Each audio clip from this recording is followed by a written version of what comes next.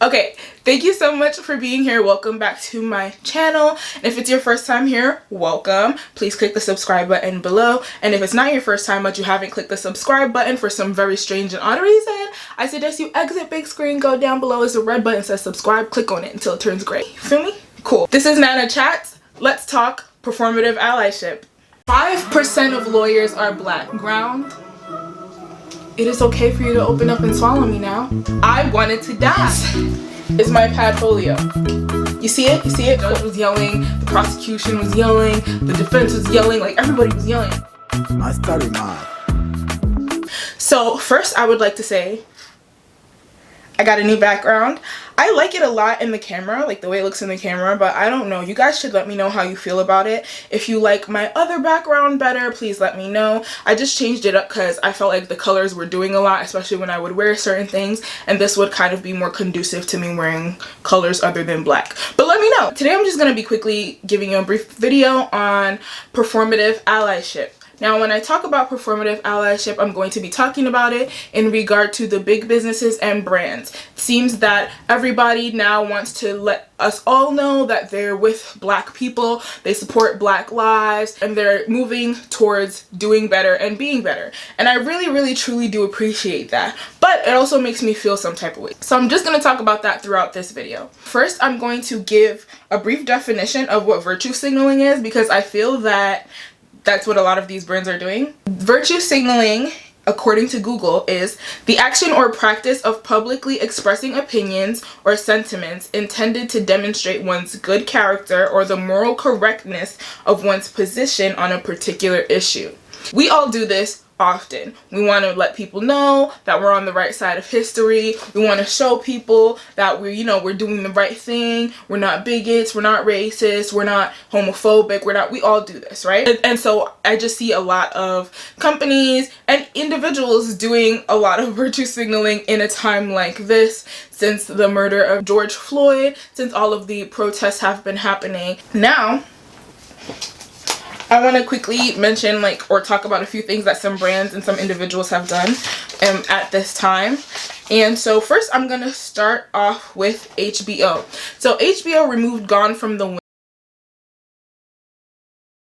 Wind from their, I guess, streaming platforms, and I guess they won't be playing it anymore on their TV network. I don't really know how many people still watch actual television, but yeah, I guess what I know is that they removed it from their streaming platforms. They also changed their Twitter handle to Black Lives Matter, and they posted some tweeted some things in support of black people and black lives. Allegedly, HBO has not donated any money to pro-reform organizations. I'm not sure as of today whether they've donated or not. I'm sure they would put that out there because that's what companies usually do. But if they haven't, then all of this other stuff kind of seems surface level, right? It seems like we're doing things just to show you that we're doing things, but we're not actually involved in donating money to the organizations that are trying to make a change. Moving on. BandAid.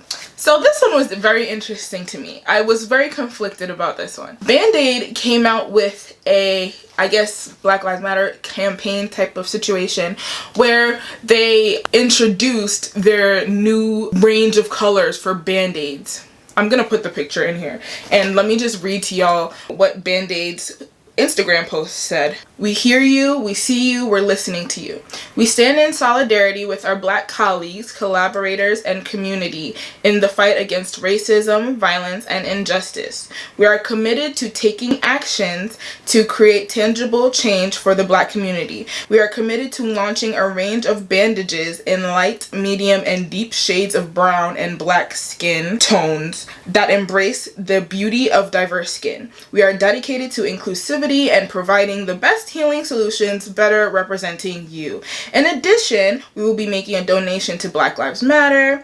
We promise that this is just the first among many steps together in the fight against systematic racism or systemic racism. We can, we must, and we will do better." This is nice, right? It's really nice that they're donating money to Black Lives Matter.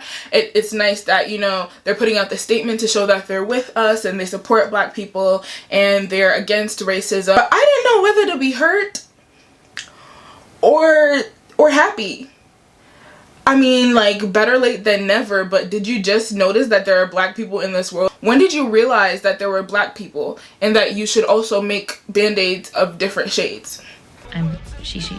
Oh, now you can't speak English. I don't know, it's strange. We've been here for more than 400 years. Like, we've been here. Moving on. So Sephora decided to donate 15% of their shelf space to black beauty brands, which is nice because there was this challenge created by Aurora James, which pushed retailers to commit more than just a statement to black business owners and actually help some black business owners get paid.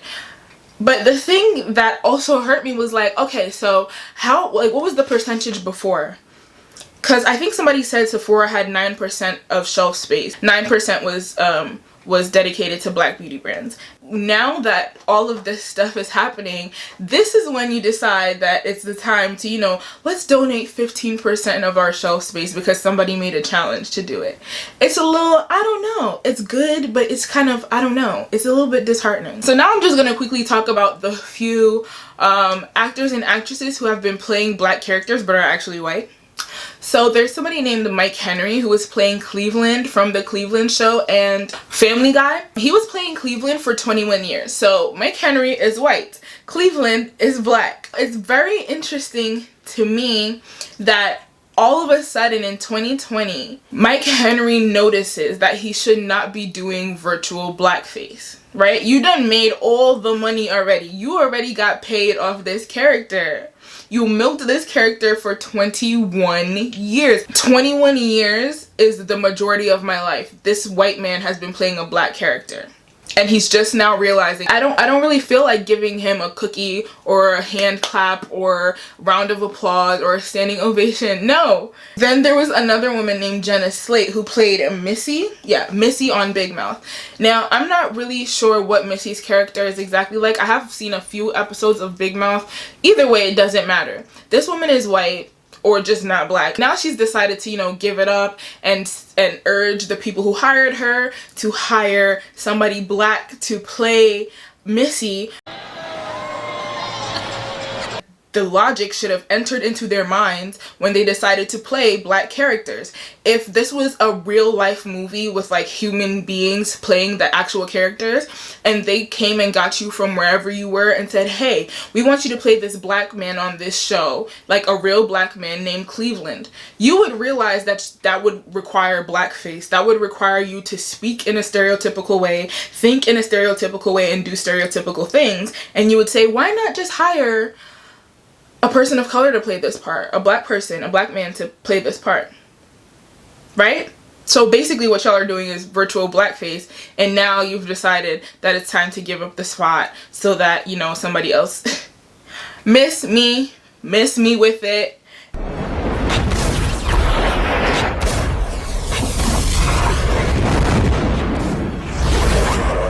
Miss me with it. I can't even deal. Now I quickly want to talk about Golden Girls. So basically the Golden Girls took down one episode or removed one episode where the characters were wearing mud masks because they thought that we would think that the mud masks were blackface. Who had been saying that? Who said that? Who said that? Who said that? So we're just too sensitive to realize that if somebody's wearing a mud mask, they're wearing a mud mask and not trying to do blackface. Y'all want to do everything except what we ask you to do. You want to help with everything except what we need help with. And that's where performative allyship comes in.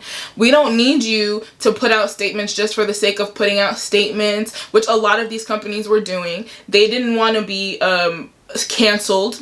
They didn't want people to notice that they weren't saying anything, so they just put out anything to say something. We don't need you making black band-aids. We need you to actually stand with us. Don't just perform so that you can exploit the situation for your financial gain. Now, because we know our power is in our pockets, y'all want to make sure y'all are saying the right things so that you don't lose customers.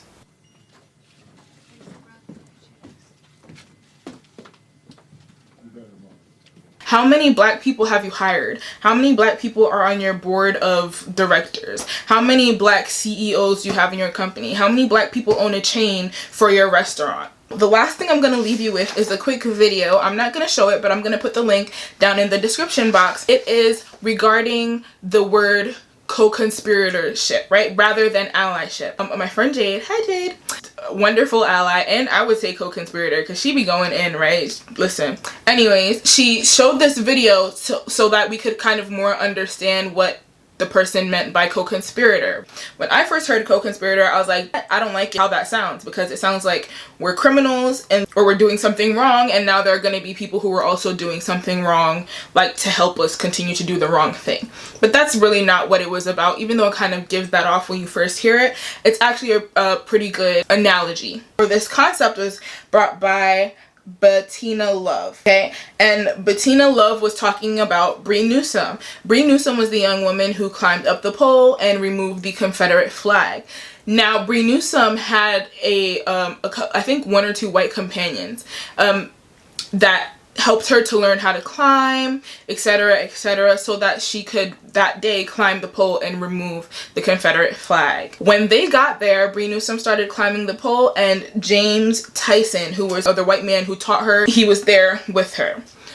As she's climbing the pole, the police show up, obviously, right? So the police are there, and they're trying to figure out a way to get Bree Newsome off the pole, because they don't want her to remove the Confederate flag, because I guess it's illegal to be removing flags without permission of the government or whatever. Anyways, so they don't want her doing that. So they're trying to figure out a way to get her off of the pole. So one of the bright police officers decides, oh, let's tase the pole so we can get her off the pole. Think about this for a second. The black woman was climbing up the pole. She wasn't killing anybody, just climbing up a pole to remove a flag. And they decided that to get her off of the pole, they were going to electrocute her, send an electrical current from a taser up through the pole to where she was on the pole, so that she could fall, first of all, be electrocuted, and second of all, fall to her death, right? So James Tyson saw this, and he knew that as a white man, if he also put himself on the line, they would not hurt Bree Newsome. So what James Tyson did was he put his hand on the pole that Bree Newsome was climbing, and that the police officers decided that they wanted to tase.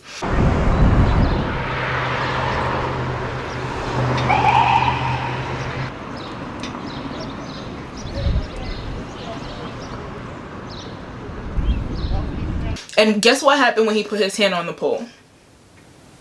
The police officers all of a sudden decided that they were no longer going to tase the pole. Like what? Like what? Anyways, so Bettina Love is trying to explain that there were abolitionists in the time that slavery was being abolished. There were white people that took advantage of their white privilege and not only read all the books and became woke as hell. No, they actually got up and used their privilege to do something. They used their privilege to speak up. They were fighting in wars. James Tyson used his privilege so that Bree Newsome would not die because the police wanted to tase the pole. You get what I'm saying? Like, if I'm in class and somebody in class says something racist, then my white counterparts should be willing and able to argue on my behalf. The emotional stress and trauma that it will put on me to continue to argue ignorance and racism, mind you, I'm already walking around living as a black woman, that can be taken off my shoulder for a few seconds because I have some white classmates who are like, oh nah, you're not gonna say that racist thing and expect the black person to counter that racist statement. No, it's okay, I'll do it because she doesn't need that stress, extra stress and emotional damage on her life. You get what I'm saying? Like, actually speak up, actually do something, actually fight. Don't put out ads and commercials and not actually do something. So hopefully these companies that have been putting out ads and changing BandAid colors and doing all of these things are actually deciding to put money where their mouth is, as BandAid said they would do, which I hope they continue to do. And we really want police reform. We want an end to institutional racism. And of course we would want black people to play black characters. We want more black people in the media. We want less stereotypical views of black people, things of that nature. But right now what we're doing is trying to fix the symptoms of racism rather than getting to the actual root of what the problem is. Actually putting your money where your mouth is. Educating. We don't want to just be performing out here, putting on a show. We want to actually make a difference. That's how I feel about this situation. Please, please, please let me know what you guys think. Put it down in the comment section below. Like I said, I really truly do appreciate you all for coming. Again, let me know if you like this little background or not. If you like it more than the other one, if you like the other one better or whatever. Also, please, please, please like, please comment, please share, please subscribe. And I'll see y'all next time. Remember, we're here to grow together. Mwah, mwah, mwah. Mwah. I'll see y'all next time. Bye. Love y'all. Mwah.